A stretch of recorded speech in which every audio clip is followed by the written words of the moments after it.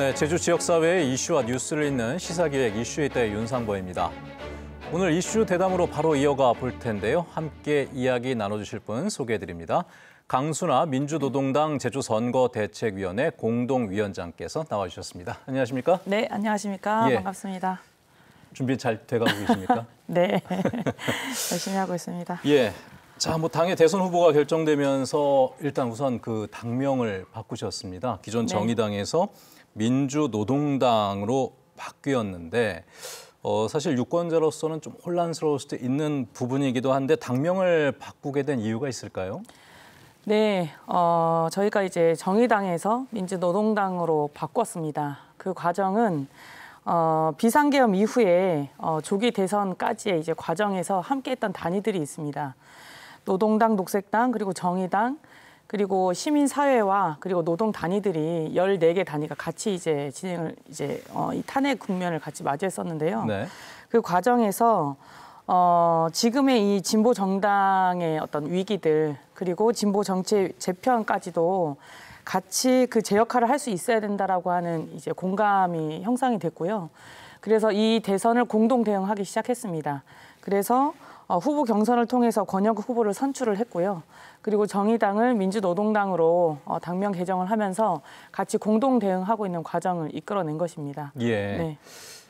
근데 당명을 바꾸게 될 때 순조롭지만은 않았던 걸로 제가 기억이 나는데 민주노동당은 사실 과거에도 썼던 정당명이기도 하고 그러니까 색채를 정확하게 보여줄 수 있다는 장점도 있지만 어떻게 보면 또 과거의 회기처럼 보여질 수도 있는 부분도 있어서 아마 거기에 대한 고민들은 꽤 많으셨을 것 같은데 어떠신가요? 네, 맞습니다.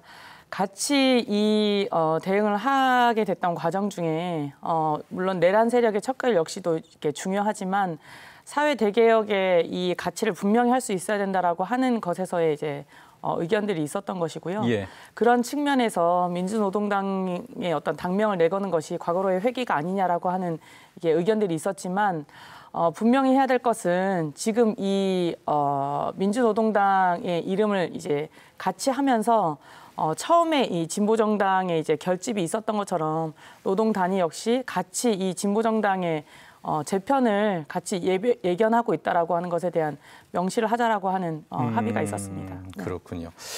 자, 지금 말씀하신 만큼 사실 이번 대선에 임하는 각오도 좀 남다르실 것 같긴 합니다만은 다들 아시겠지만 이번 선거가 진보 진영에 그렇게 쉽지는 않은 선거이긴 합니다만은 그 당내에서 각오들은 어떻습니까? 네, 최근에 이제 마지막 세 번째 토론회까지 진행이 됐습니다. 하지만 이 토론이 진행되면 될수록 유권자와 그리고 이제 국민들의 평가 중에 하나는 권영국이 없었으면 이 TV 토론회 어떻게 할 뻔했냐라고 하는 이제 평가들을 많이 하시는데요. 그것의 이유는 이 정치의 서로 네거티브의 어떤 그런 공방을 넘어서서 유일하게 정책에 이번 대선에서 어떠한 정책을 내놓아야 하는지에 대한 분명한 각인을 했기 때문이라고 생각을 합니다. 그리고 이제 권영국 후보가 어떻게 이제 대선 토론을 나갈 수 있었냐라고 하는 이제 의문들이 또 있었을 텐데 지난번 선거에서 3%의 지지가 있었기 때문입니다. 그런 측면에서 이번 역시 다음에 선거에서 우리 진보 정당의 최소한의 역할을 할 수 있는 그런 자리매김이 분명 있어야 한다라고 하는 각오로 대응을 하고 있습니다. 법에 정해진 것이죠. 3% 기준이 또 있죠. 알겠습니다. 또 이것이 단순히 이번만이 아니라 또 다음을 기약하기 위한 준비이기도 하다라는 그런 또 측면으로 들리기도 합니다. 자, 지난 20일에 대통령 후보로서는 처음 권영국 후보가 제주를 찾았습니다. 당시 이제 또 공약도 냈었고 직접 만난 제주 도민들의 민심은 어떻게 들으셨는지 궁금하네요. 네, 권영국 후보가 제일 먼저 제주를 찾았고요. 가장 강력하게 이야기를 했던 것 중에 하나는 제1공항 백지화입니다. 그리고 4.3의 문제를 같이 이야기를 했었는데요. 후보자 이제 토론 이후에도 이제 제주에서도 실은 이제 저희 도당으로 이제 입당의 어떤 문의를 하시는 분들이 이제 계셨습니다. 그만큼 이제 우리의 어떤 이야기를 하고 있다라고 하는 반증인 것인데요. 제2공항 백지화에 대한 부분은 실은 이것은 절차적 어떤 민주주의의 정당성이 확보되지 않은 것에 대한 명확한 메시지를 전한 것입니다. 예. 그래서 지금 그 절차가 중단되어야 하고 그 전까지의 미비됐던 그 민주적 절차에 대해서 어떻게 그럼 확보할 것인지 그리고 제주도민들의 의견을 어떻게 반영할 것인지에 대한 의견을 이제 강하게 이제 피력을 한 것이고요. 예. TV 토론에서도 이제 이렇게 확연하게 이제 드러나기도 하지만 단순히 이제 어떤 공약들의 어떤 부분들도 있지만 이렇게 채 다루어지지 않는 우리들의 이야기를 투표로 이제 자신의 어떤 한 표로 행사할 수 있게 해준 것에 대한 감사함에 대한 이야기들 많이 전해 듣고 있습니다. 예, 그러니까 소신 투표가 가능할 수 있게끔 하는 역할을 좀 하고 있다라는 말씀이시고 우리들의 이야기라고 말씀하셨는데 그만큼 민주노동당의 색깔을 명확하게 드러내는 것이 아마 이번 선거의 전략인가 보죠? 맞습니다. 예. 자, 그러면은 일단 제주 제2공항 추진 백지화는 제1공약으로 내걸으셨네요. 네, 제주도 맞습니다. 내에서. 다른 공약들은 또 어떤 것들이 있는지 핵심 공약 짚어주실까요? 네. 지금 제주 제2공항에 대해서는 이제 백지화를 명확히 이제 한 것이고요. 그리고 제주 4.3 역시 지금 보상이 이제 이루어지고 있지만 4.3 때마다 되면 4.3을 폄훼하고 그리고 왜곡하는 시도들이 많이 발생하고 있습니다. 예. 이것은 아직도 4.3 특별법에 소요 사태라고 하는 제주 4.3 사건이라고 명명되어 있기 때문에 그런 과정이 있다 하더라도 제대로 된 처벌을 할 수 없는 것에 대한 한계가 있습니다. 지금쯤 되면 제주의 4.3을 제대로 된 정명과 함께 이제 정의로운 이제 정의를 할 수 있어야 된다라고 생각을 합니다. 예. 그리고 제주에 이제 생태 평화에 대한 이야기를 많이 하는데 그것을 제주 특별법 폐지를 통해서 그리고 생태 돌봄 공공성 중심을 놓고 그것을 다시 재정의할 수 있어야 된다라고 이제 이야기를 하고 있고요. 그리고 제주가 어쨌든 제주 기후 위기의 문제의 최전선에 이제 서 있는 이제 지역이다 보니까 그것을 단순히 탄소 중립을 넘어서서 정의로운 기후 위기에 대응에 앞서서 나갈 수 있어야 된다라고 이야기를 하고 있습니다. 그것이 2050년까지 이제 탄소 중립 목표를 넘어서서 2035년까지 이제 온실가스 감축 그 목표를 70%까지 이제 상향할 수 있어야 된다라고 하는 구체적인 내용이 담긴 것입니다. 그리고 돌봄을 저희가 떼놓을 수가 없는데요. 요람부터 무담까지의 이제 전국민 돌봄 시대에서 무상 돌봄, 무상 간병의 공공의 이제 돌봄 영역을 이제 명확히 공공이 제공할 수 있어야 된다. 그리고 병원비 역시 연간 100만 원 상한제를 적용할 수 있어야 된다라고 하는 것이고요. 그리고 모두 다 일하는 사람들입니다. 저희는 그렇기 때문에 이렇게 5인 미만 사업장에도 근로기준법을 이렇게 바로 적용해서 제주의 이 5인 미만 사업장이 최대이거든요. 전국 1위입니다. 네네. 그래서 그것을 보완할 수 있어야 된다라고 하는 공약을 말씀드리겠습니다. 예. 사실 앞서도 말씀드렸지만 오늘 개혁신당과의 이제 양자 토론을 저희가 기획을 했었는데 개혁신당 측의 이제 출연 거절로 해서 오늘 이제 대담으로 진행을 하게 됐습니다. 그렇다고 제가 다른 당의 입장에서 질문을 드리긴 어렵고 평론가들이 할 만한 그런 질문을 좀 드려보고 싶은데 지금 이제 주요 공약들 5가지를 말씀하셨습니다. 제주 제2공항 추진 백지화, 제주 4.3의 정의로운 해결. 여기에는 이제 그 정명도 4.3 민중 항쟁으로 하겠다라는 그 내용이 들어갔었고 제주를 세계 생태 평화의 섬 그리고 탄소 정책 그리고 불평등 관련된 부분을 얘기하셨습니다. 제2공항 추진 백지화는 지금 나온 후보들 중에서 가장 선명한 제2공항 관련 공약이 될 것 같습니다만은 한편에서는 이제 이런 얘기들도 아주 평론가들 입장에서는 그러면은 제2공항을 찬성하는 분들이 사실 제주도 내에 거의 한 50% 가까이 되는데 이분들 표는 다 포기하고 가는 거냐라는 왜냐하면 다른 정당에서는 조금 두루뭉술이한 그런 공약들을 내는 경우들도 있잖아요. 그 부분에 대해서는 전 설득의 문제라고 생각을 합니다. 예를 들어서 제주 제2공항 백지화라고 했을 때 그것에 대한 이유가 분명히 있는 것입니다. 제주 제2공항이 제주의 미래가 될 수 없음에 대한 이유가 분명히 있는 것이고요. 그것은 제2공항이 처음에 이제 제안이 됐을 때 수요 문제를 들었었습니다. 하지만 지금 그 수요가 예측했던 것보다 미치지 못하는 것에 대한 이제 그것이 확연하게 이제 데이터로 나타나고 있고요. 그리고 제주 제2공항은 그 전략환경영향평가에서 많은 문제점들이 있었습니다. 그것을 보완하지도 못하고 그리고 확인하지도 못했던 과정들이 있었던 것이고요. 예. 그래서 찬성하는 어떤 도민들의 반하는 입장이라기보다는 예.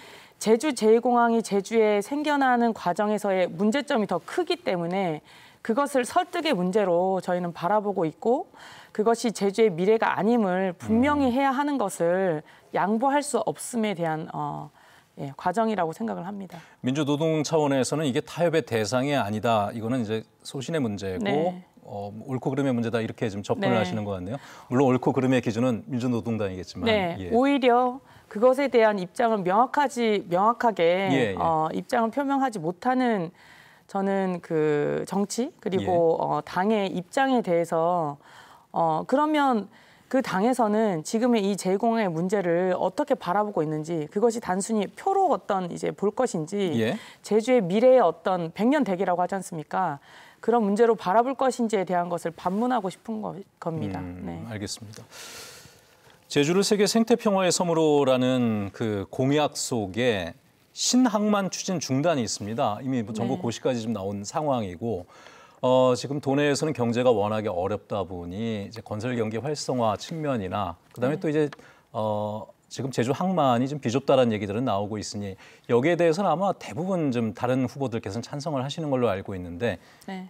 이것도 중단을 해야 되는 이유가 있습니까? 제주 신항만 같은 경우에는 크루즈선의 이제 유입을 이야기하는 과정이 있습니다. 예. 근데 실제 제주 해군기지가 이제 생겨날 때도 네. 민군 복합형 관광 미항이라고 하는 이름으로 이제 건설이 됐는데요. 그곳에서도 이제 크루즈들이 들어오는 과정들이 있지만 실제 많지 않습니다. 그러니까 이게 제2공항과 이제 같은 어떤 이렇게 과정에 예. 있는 것인데요.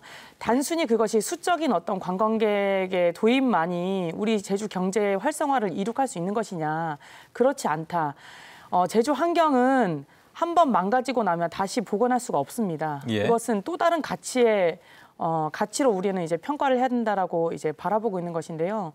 그것을 또 다른 어떤 과정에서의 그 경제 활성화를 이룩할 수 있는 과정에 대안이 있어야 하는 것이지 단순히 그 수적인 어떤 이제 관광객 수적인 면으로만 평가할 수 없는 것이다. 그리고 그 항만이 이제 들어오는 그 예산들을 달리 쓸 수 있다고 생각합니다. 저희가 제2공항의 예산을 무상교통과 그리고 버스 공영화의 예산으로 쓰겠다고 이제 공약화했는데요. 그것이 오히려 더 실질적인 제주 도민들의 경제와 그리고 복지를 위한 활용이라고 생각을 하기 때문입니다. 예, 알겠습니다. 그리고 이번에 기후 관련된 정책들도 좀 중앙당 차원에서도 많이 낸 걸로 알고 있고요. 맞습니다. 특히 제주 차원에서도 이 부분을 강조하는 이유는 아마 이 기후 변화와 관련해서 기후 위기와 관련해서 제주가 좀 천병에 있다. 그래서 제주 지역에 맞는 맞춤형 공약으로 냈다. 아마 이런 의미가 담겨 있는 것 같네요. 제주 그 기후 위기의 문제를 놓고 봤을 때 산업 전환이 분명히 필요합니다. 그런 과정에서 화력 발전소가 이제 다시 이렇게 문을 닫을 수밖에 없는 과정이 있는데요. 이것의 산업 전환을 정의로운 전환법을 통해서 그 노동자들에게도 또 다른 이제 일자리 창출을 이제 할 수 있어야 하고요. 그리고 제주에서 가장 이제 많은 가장이라고 붙일 수는 없지만 많은 이제 농민분들이 그 농업에 이제 종사하고 있습니다. 이 농민분들이 가장 어려워하는 부분 중에 하나가 지금 기후 대응입니다. 기후의 어떤 문제가 위기를 넘어서 재난의 어떤 수준까지도 이제 가고 있는 과정이 있는데요. 씨를 뿌려도 나지 않는 과정들. 그래서 이 재해 보상에 대한 명확한 보상이 있어야 한다. 그렇지 않으면 존속할 수가 없는 겁니다.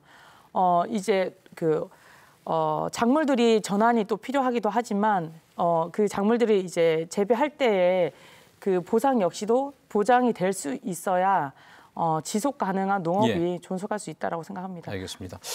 다시 한번 질문 드릴 수밖에 없는데 지금 토목 관련된 부분들은 다 안 하겠다라는 그 공약들이 나오고 있어서 현실적으로는 아마 민주노동당 응원하시는 분들께서도 그래도 표를 얻으려면 이런 공약들도 좀 들어가야 되지 않을까라는 지적들은 저는 분명히 할 것 같은데. 그런 부분들의 우려의 부분들을 예. 충분히 이제 이야기하신다고 생각합니다.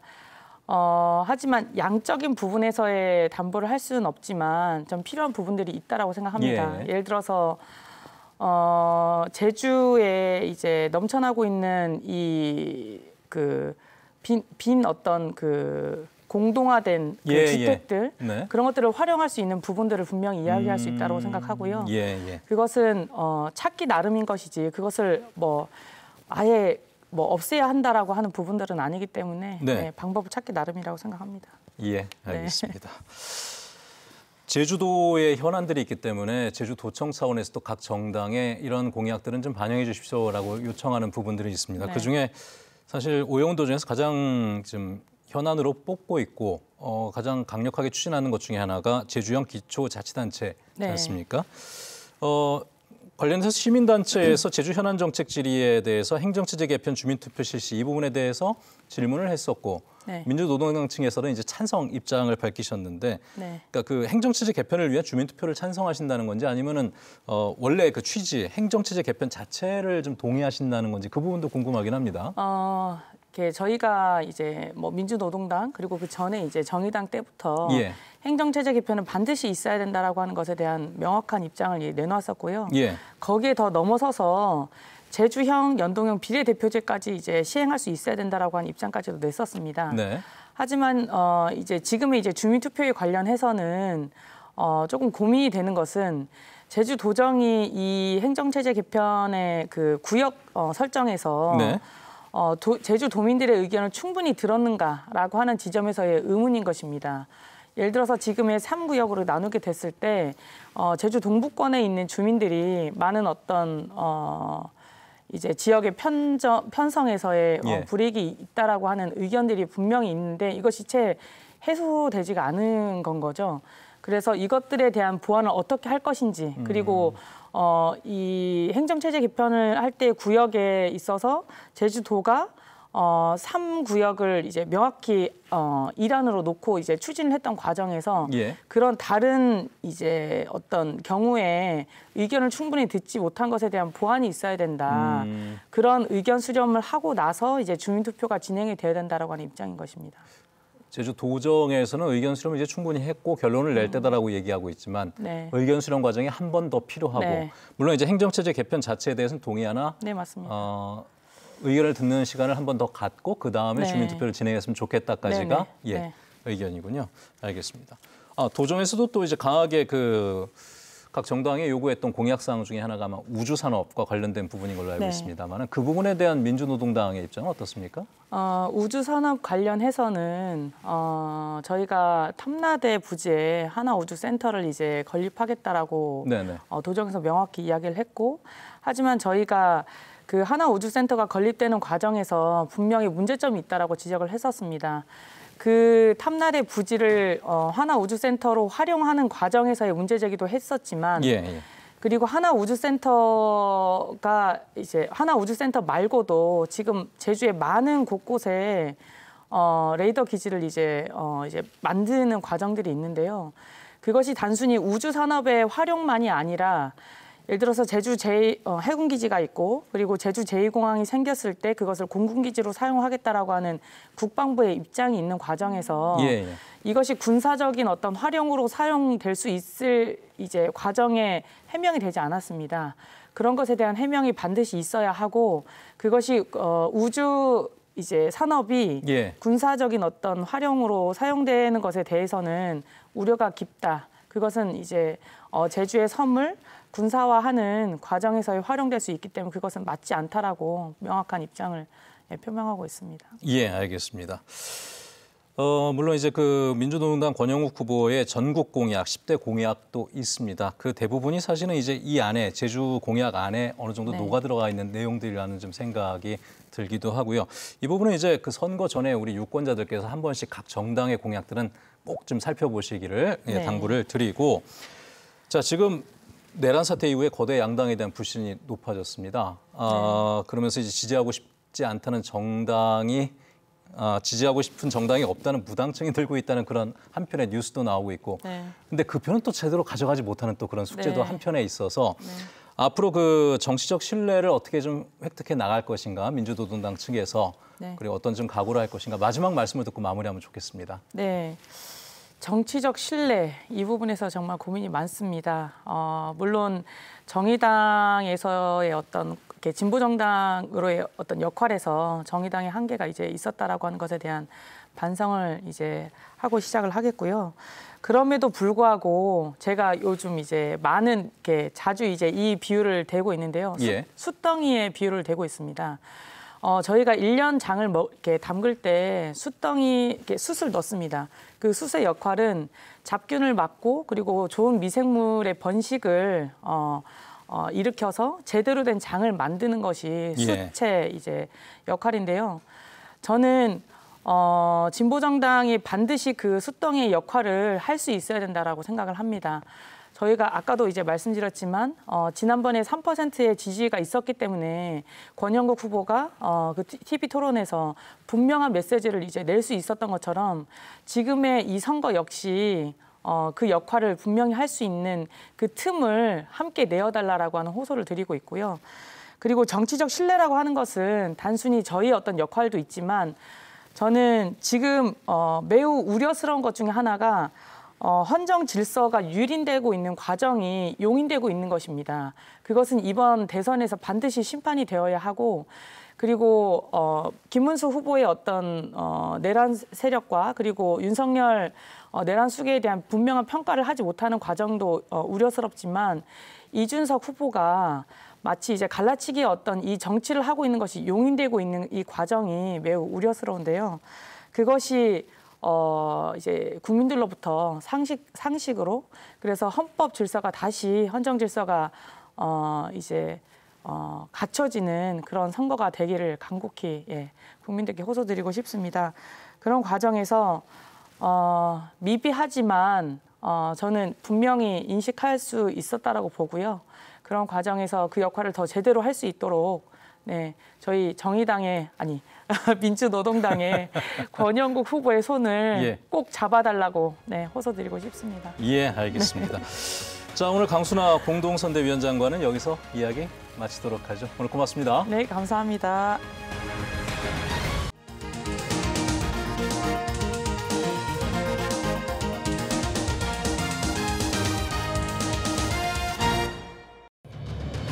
네, 시사기획 이슈 있다. 이번엔 이슈 토론으로 이어가 보도록 하죠. 함께 이야기 나눠주실 분들 소개해드리겠습니다.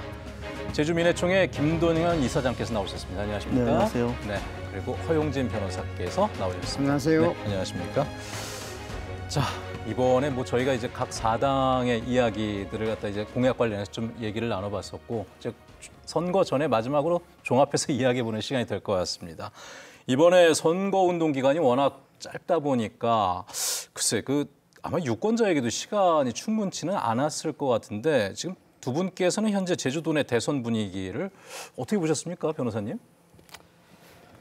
일단 유례가 잘 없는 탄핵 사태를 맞이해서 치러지는 조기 대선이라 그런지 분위기가 달아오는 것 같지는 않아요.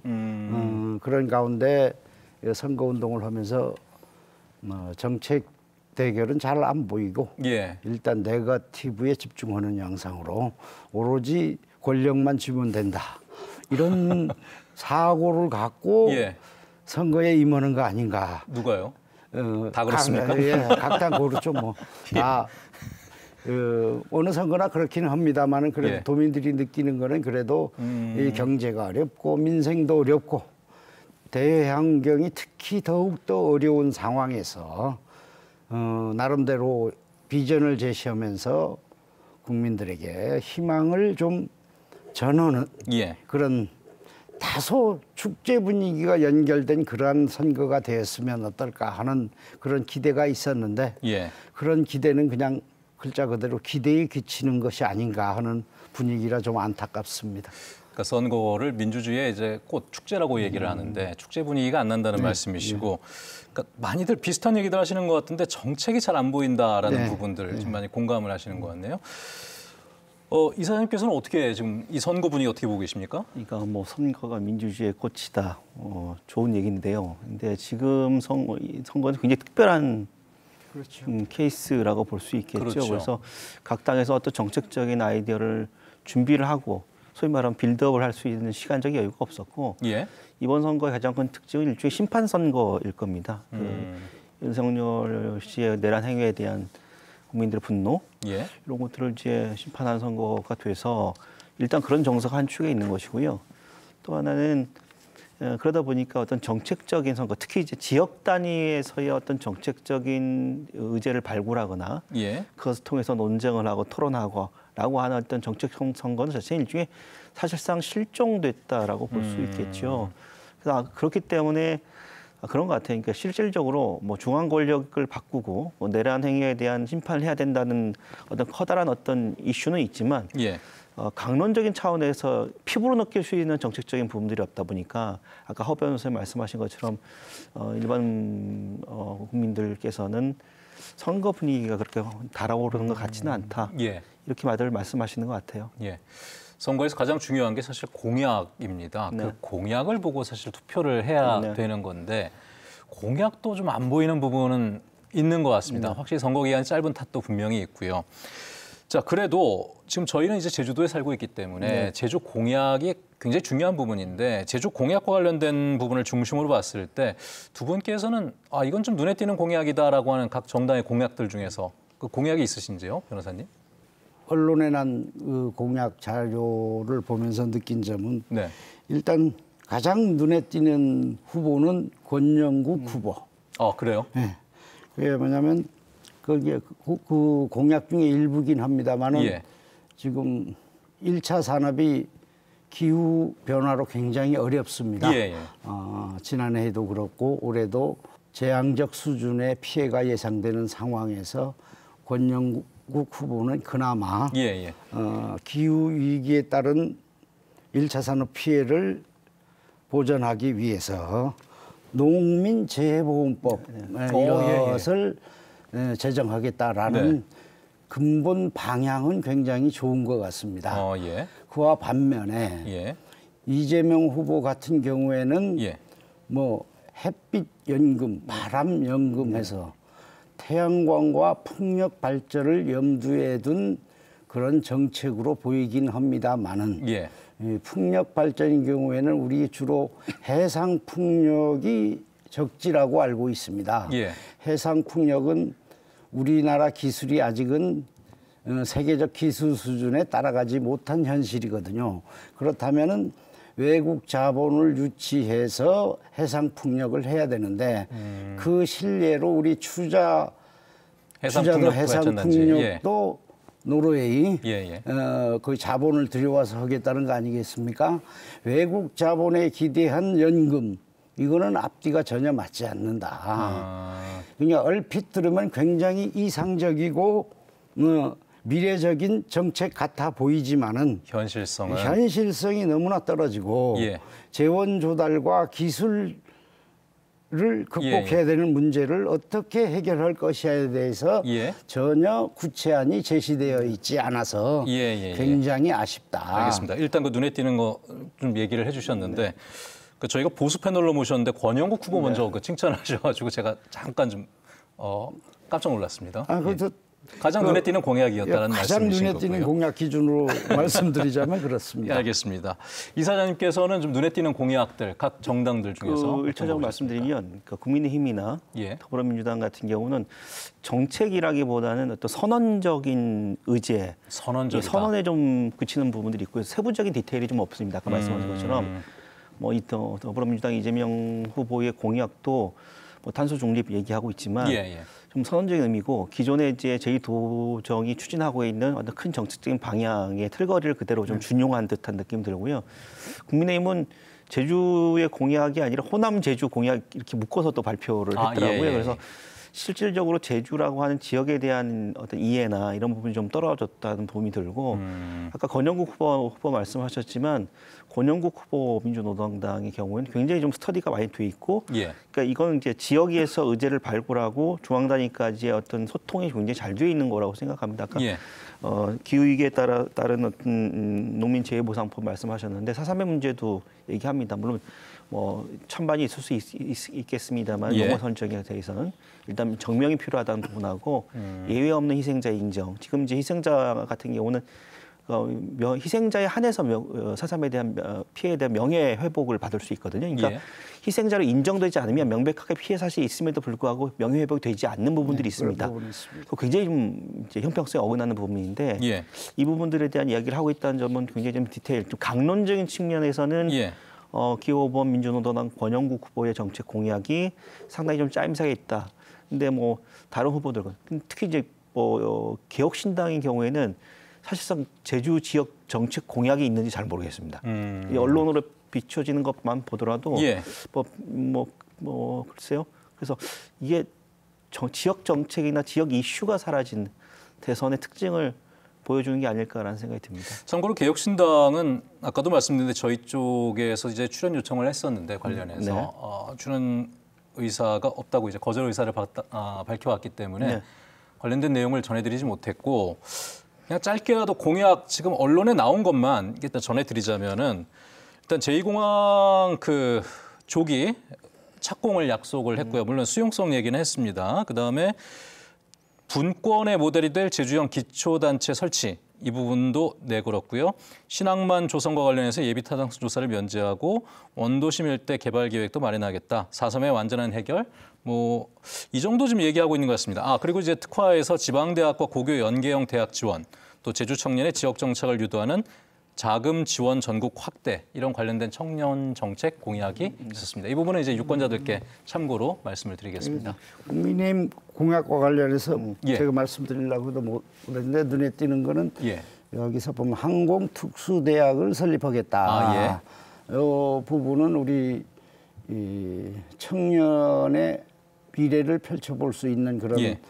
테마로서 아주 소중한 공약 중에 하나가 아닌가. 물론 아쉬움은 거기에 어떤 형태로 그 대학을 운영할 것인가, 세부 과목 어떻게 할 것인가, 이런 부분이 아직은 안이 나와 있지 않아서 아쉽긴 합니다만은 딱 눈에 띄기로는 항공특수대학을 만들겠다라는 공약은 도민들에게 좀 어필할 수 있는 그런 공약이 아닌가, 특히 젊은 층들한테 이렇게 보입니다. 알겠습니다. 제가 질문 이제 눈에 띄는 공약과 좀 실현성이 떨어지는 그런 공약이 있으면 하나씩 꼽아보십시오라고 얘기를 하려고 했는데 변호사님께서는 아까 좀 이재명 후보의 탄소 관련 정책이 좀 실현성이 떨어진다라는 말씀을 해주셨고 혹시 보시기에 좀 실현 가능성이 떨어지는 공약이 들어가 있구나라고 하는 그런 후보의 공약이 있습니까? 일단은 제2공항 문제는 뭐 찬반이 있는 부분이고요. 예. 그 농업 관련된 부분에서 국민의힘 동약이 뭐 특별히 눈에 들어오고 있는 것 같지는 않습니다만 아까 항공특수대학 이 부분은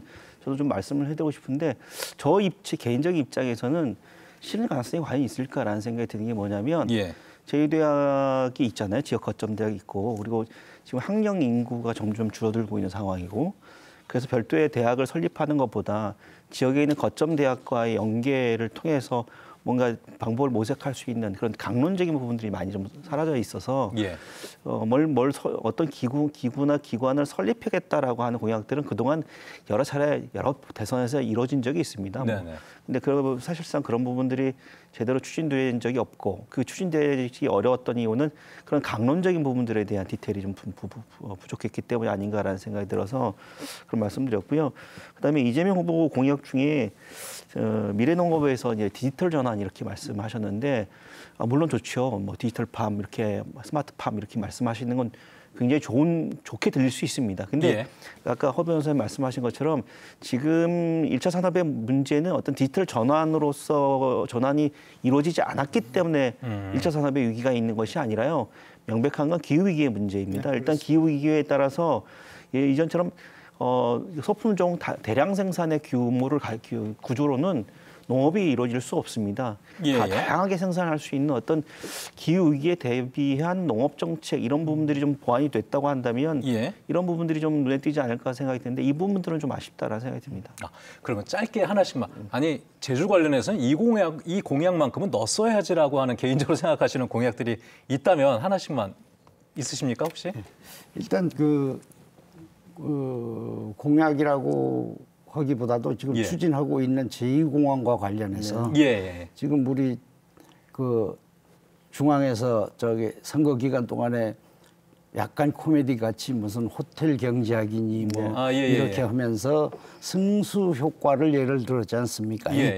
좋은 측면으로 얘기하면 현금 흐름에 의한 승수 효과일 텐데 그런 관점에서 보면 우리 제주 경제가 총체적으로 위기 상황에서 제2공항 투자 재원만큼 승수 효과를 높일 수 있는 그런 방법이 존재하지 않습니다. 그래서 제주 경제가 한 단계 업그레이드되고 민생이 되살아나기 위해서는 일단 제2공항이 조속히 착공되는 것이 중요한데 그렇다면 현 체제의 법률 속에서 절차를 밟아가는 것보다도 새로운 특별법을 만들어서 좀 더 빠르게 할 수 있는 그다음에 그 특별법 속에서 우리 갈등 구조도 녹여내고 그다음에 재원도 상당히 더 필요합니다. 왜냐하면 배후 도시라든가 이렇게 연계 인프라를 구축하기 위해서는 지금 예상한 것보다 2, 3조 원 정도가 더 들어가거든요. 그런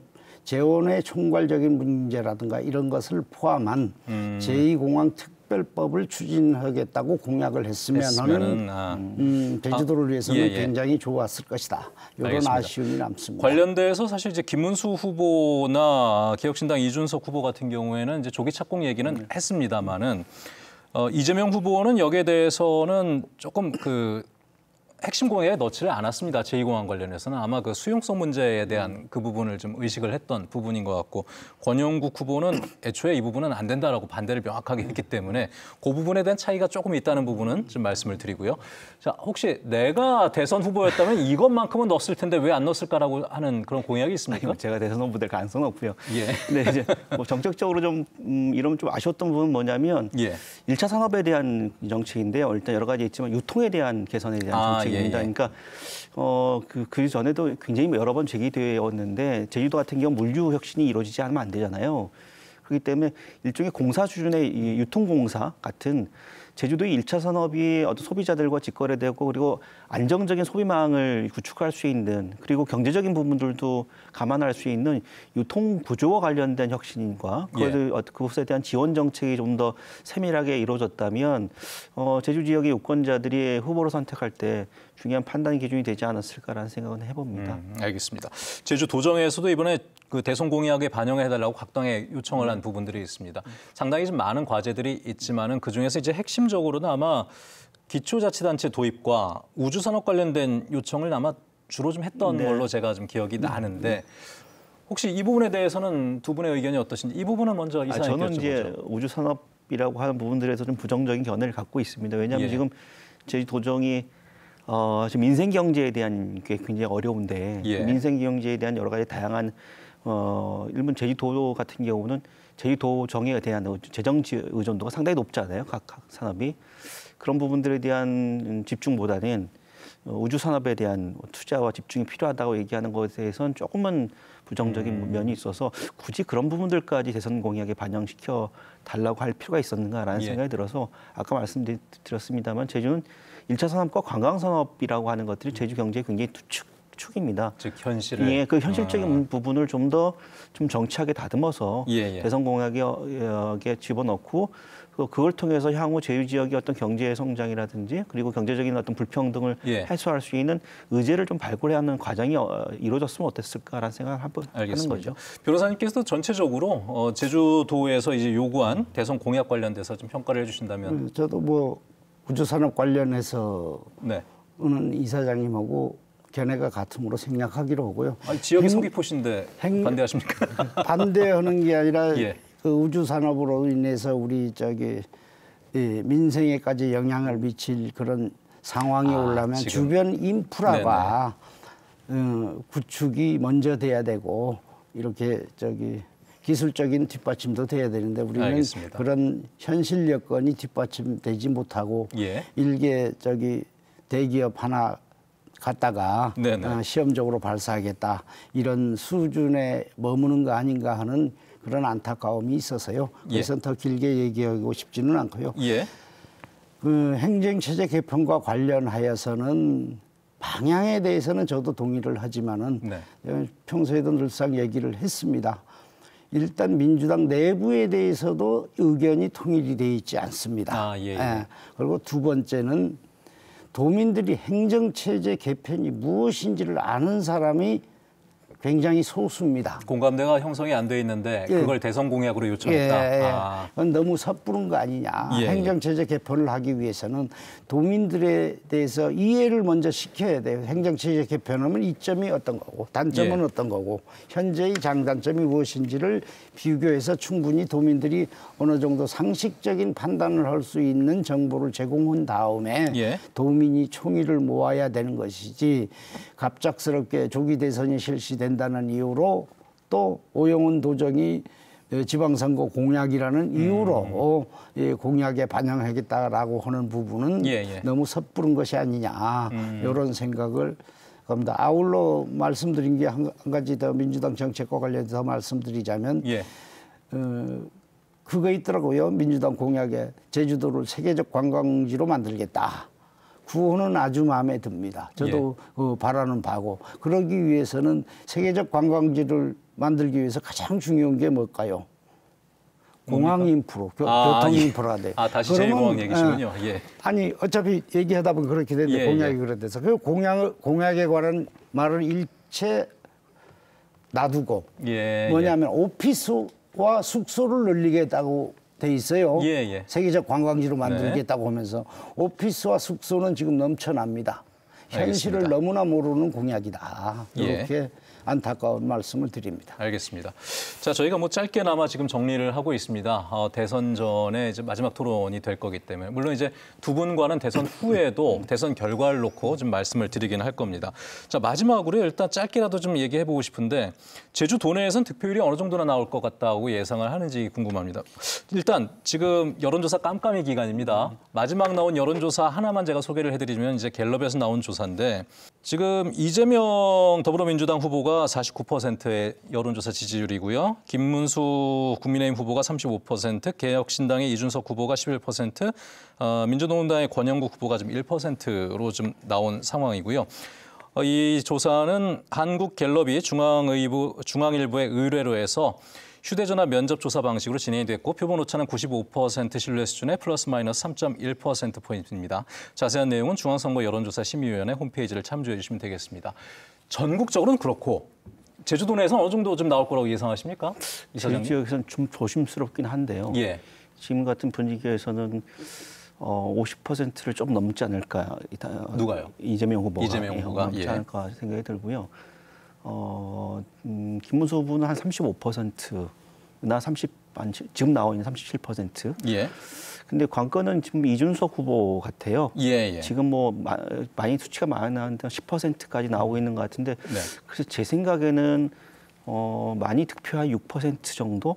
특히 제주 같은 경우는 더 낮을 수 있다. 전국적으로는 봐야겠지만 제주에서는 그 이하도 나올 수 있지 않을까라는 생각이 들거든요. 이유는 어떻게 보십니까? 글쎄요. 지금 그 이준석 후보의 어떤 토론이라든지 그리고 이준석 후보가 내는 정책이나 어떤 발언들이 글쎄요. 그게 일종 혐오를 조장하고 세대를 갈라치고 이런 것들에 대해서 이제 많은 유권자들이 뭐 권영국 후보도 얘기했습니다만 40대 윤석열이라고 이런 표현까지 썼습니다만 전혀 젊지 않다.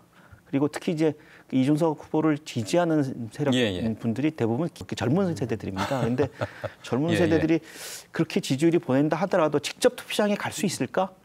그게 이제 직접 투표로 나타날 수 있을까라는 생각이 들어요. 그 부분이 이제 다른 건 모르겠는데 개혁신당은 조금 제주도에서 낮게 나올 수도 있을 가능성이 있다라고 보시고 변호사님께서는 어느 정도 좀 예상을 하십니까? 각 당의 득표율 정도는? 제주도 말씀드리는 겁니다. 그 참 예측하기가 굉장히 어려운 부분이긴 합니다만은 제 순전히 개인적인 생각입니다. 지금 탄핵 정국을 맞아야 해서 국민의힘은 세력의 결집도가 조금 떨어지는 것 같아서 30%대에 나오지 않을까 싶고 30%대요? 민주당의 경우에는 기존에 민주당 당세가 세고 여러 가지 지금 탄핵 심판 논이 일정 부분 먹히는 이런 일부 분위기도 있는 것 같고 그래서 40%대에 나오고 이렇게 예상을 하고요. 개혁식당 같은 경우에는 제주도는 아마 분위기가 조금 다른 지역보다 더 낮지 않을까 저는 생각, 더 높지 않을까 이렇게 생각합니다. 왜 그런 거 하냐니까 이 제주 지역의 경우에는 그 과거부터 이준석 당대표 시절부터 이준석 후보에 대한 호감도가 상당히 있는 지역이라고 저는 느껴왔거든요. 아, 제주도가요? 그래서 무난히 10%는 넘기지 않겠느냐. 그래서 하여튼 이준석 후보 같은 경우에는 한 15% 전후가 되지 않을까. 제주도는 15% 전후요? 이렇게 예상을. 저 순전히 개인적인 생각입니다. 알겠습니다. 아니, 뭐 지금은 사실 예측밖에 안 되는 상황이니까 다음 주에는 이제 두 분의 그 이야기들 중에 어느 쪽이 좀 더 이제 맞았는지, 그다음에 이제 그 내용을 갖고서 제주 도내 민심이 어땠는지를 한번 분석해보는 시간을 마련할 수 있을 것 같습니다. 자, 짧게나마 이제 각 당의 그 전략들을 한번 좀 짚어봤고요. 공약들도 한번 짚어봤습니다. 다음 주 이 시간에 두 분 모시고 선거 후에 정리를 한번 해보도록 하겠습니다. 오늘 출연해주신 두 분 고맙습니다. 네. 고맙습니다. 네, 고맙습니다. 네, 21대 대통령 선거 사전투표는 내일 오후 6시까지 전국에 설치된 가까운 모든 사전투표소에서 투표가 가능합니다. 3일에 이어지는 본투표는요, 주민등록지 내 지정된 투표소에서만 가능하니까 반드시 투표소를 꼭 확인해 주시기 바랍니다. 선택의 결과는 다음 이 시간에 함께 이야기 나눠보도록 하죠. 시사기획 이슈 있다 오늘 여기서 마치겠습니다. 함께해 주신 여러분 고맙습니다.